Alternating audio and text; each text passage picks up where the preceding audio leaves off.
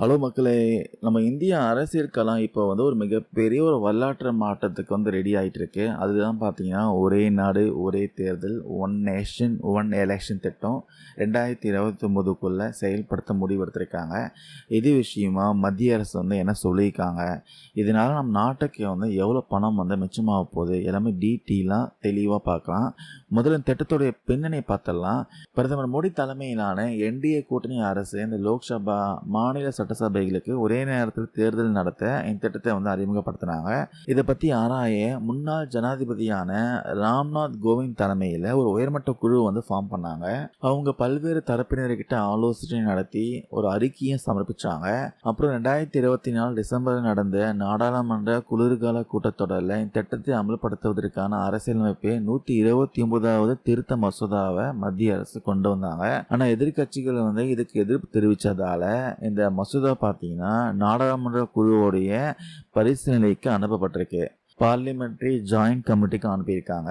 இப்போ இந்த கூட்டுக்குழுவுடைய தலைவர் பார்த்தீங்கன்னா பல்வேறு முதலமைச்சர்கள், பல்வேறு தலைவர்கள் இவங்ககிட்டலாம் ஆலோசனை பண்ணி கருத்துக்கள்லாம் கேட்டு அவர் என்ன சொல்லியிருக்காருன்னா, குஜராத், கர்நாடகா, மகாராஷ்டிரா, இமாச்சல பிரதேசம், உத்தரகாண்ட், பஞ்சாப், ஹரியானா, டெல்லி போன்ற பல ஸ்டேட்டில் இருக்கிற சட்ட நிபுணர்கள், கல்வியாளர்கிட்ட இருந்து கருத்துக்கள் கேட்கப்போ அதில் 99% பேர் பார்த்தீங்கன்னா ஒரே நாடு ஒரே தேர்தல் திட்டத்துக்கு ஆதரவு தெரிவிச்சிருக்கு தான் சொல்லியிருக்காரு.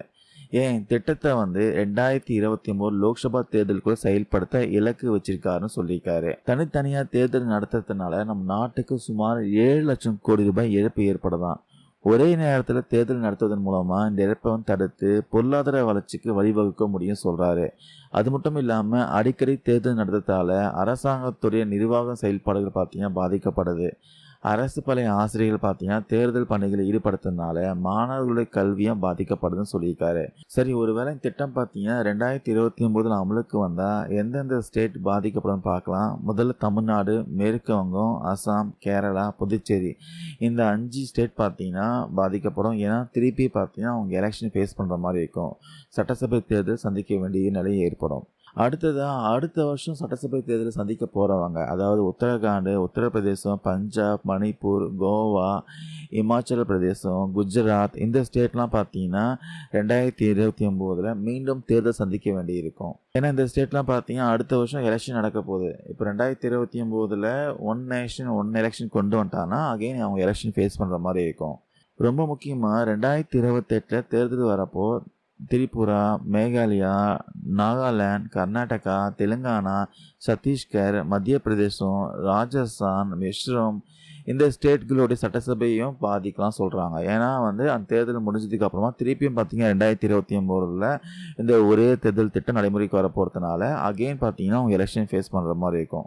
அதனால் அந்த 1 இயருக்கு பார்த்தீங்கன்னா பிரசிடென்ட் ரூல் அமுல்படுத்த வாய்ப்பு இருக்குன்னு சொல்கிறாங்க. ஏன்னா 2028 எலெக்ஷன் நடத்தி திருப்பி 2029 எலெக்ஷன் நடத்த மாட்டாங்க, வாய்ப்பே இல்லை. அதனால் 1 இயர் பார்த்தீங்கன்னா ஜனாதிபதி ஆட்சி அமுல்படுத்தலாம் சொல்கிறாங்க. ஸோ மக்களே, இந்த 2029க்குள்ள இந்திய தேர்தல்களில் ஒரு மாபெரும் மாற்றம் வரப்போது உறுதியாயிருக்கு. இந்த ஒரே நாடு ஒரே தேர்தல் திட்டம் வந்தால் நல்லா இருக்குமா இல்லையா? உங்களுடைய கருத்துக்களை மறக்காம கீழே கமெண்ட்ஸில் பதிவு பண்ணுங்க. இந்த வீடியோவில் ஷேர் பண்ண தகவல் யூஸ்ஃபுல்லாக இருக்கும் நம்புகிறேன். Thank you number and piece.